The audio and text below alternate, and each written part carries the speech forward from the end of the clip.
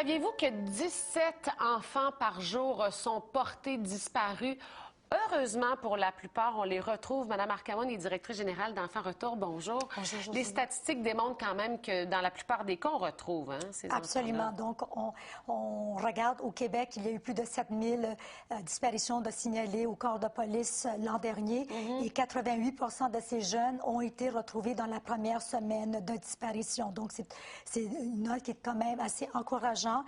Cependant, on s'inquiète toujours pour tous ceux et celles qui manquent toujours à l'appel.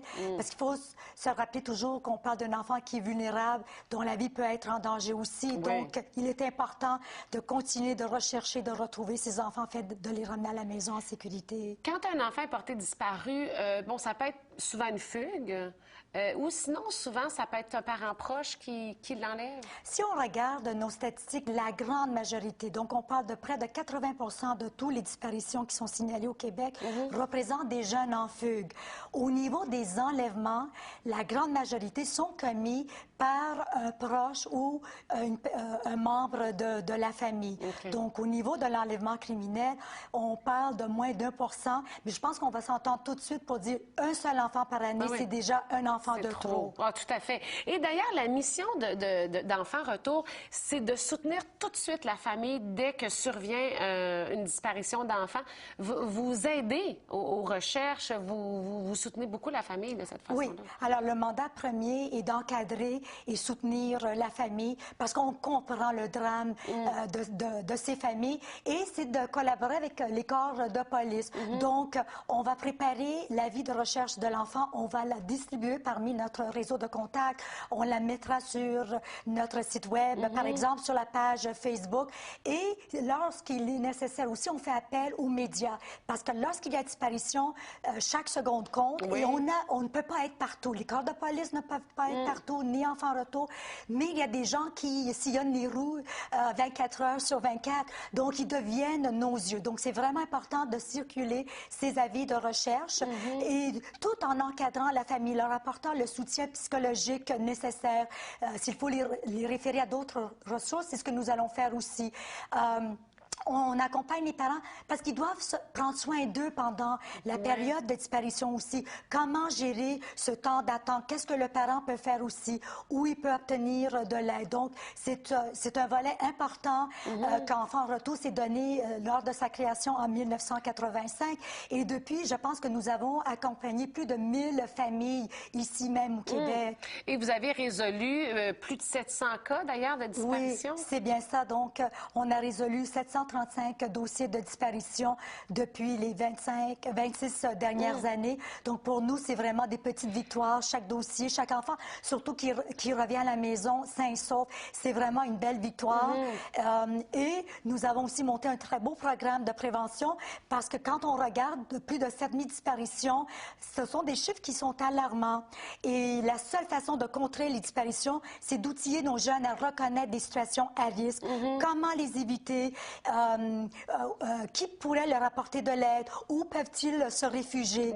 Et aussi, c'est d'enseigner à nos familles aussi comment ils peuvent développer des stratégies de sécurité personnelle avec leur enfant. Parce que c'est comme parent, là. Exactement, parce que le parent, nous, on peut aller dans une école une fois par année, mais parler de sécurité personnelle, ça devrait se faire sur une base quotidienne.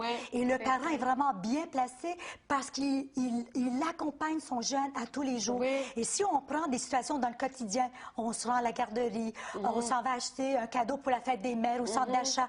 Donc, on revoit des consignes. Qu'est-ce qui arrive si tu te sépares de maman ou de papa? Si tu te perds, on se rejoint là ou va voir quelqu'un responsable. Identifier des personnes qui peuvent lui apporter de l'aide, des endroits aussi où il peut aller se réfugier et surtout des comportements à ne pas faire, comme par exemple jamais quitter le centre d'achat avec une personne qui n'est pas autorisée.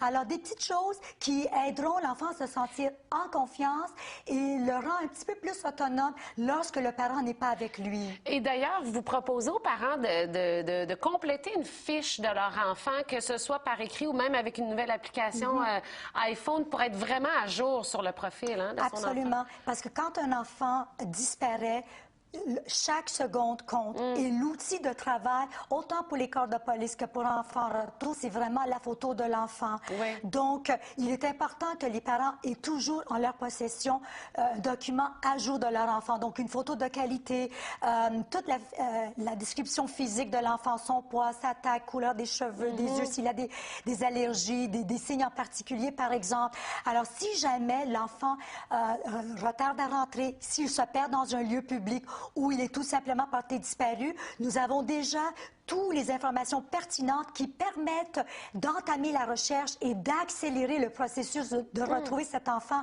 Parce que je vais vous dire, la disparition d'un enfant, c'est vraiment la pire hantise de tous les parents. Ben oui. Puis imaginez dans un état de choc et de panique, avoir à décrire votre enfant. Oui, là, on se rappelle plus comment il est habillé, on se souvient depuis... Alors même de pouvoir prendre la photo la journée même quand on va à la ronde, exemple, puis on l'a en main, on le met dans la fiche. Faut y penser, il faut prendre cette habitude-là. Exactement. Et je vais vous dire, surtout lorsque les enfants vieillissent, on se rappelle que la grande majorité des disparitions représentent des adolescentes en fugue. Et souvent, quand on nous demande d'intervenir, les parents n'ont même pas une photo de leur adolescent. Parce que c'est la période où, surtout pour les jeunes filles, on se trouve moins belle, j'ai des boutons, je suis grosse, j'ai ci, j'ai ça. On n'a pas de photo. On n'a pas de photo de qualité, exactement. Donc, en tant que parent, il faut être créatif, s'assurer d'avoir ces outils avec eux. On espère de jamais être obligé de s'en servir. Mais au moins, on l'a. Exactement. Donc, si jamais il y a une urgence, on sauve du temps précieux qui peut vraiment faire la différence entre retrouver rapidement un enfant en vie et une recherche prolongée. Et Enfants Retour ne lâche jamais. On va faire une courte pause. Au retour, va se joindre à nous le grand-père de Cédrica. Il y a le cas de Jolienne Riendo aussi qui a démontré qu'Enfants Retour ne lâche jamais et soutient la famille jusqu'au bout. On va faire une courte pause et on va revenir tout de suite.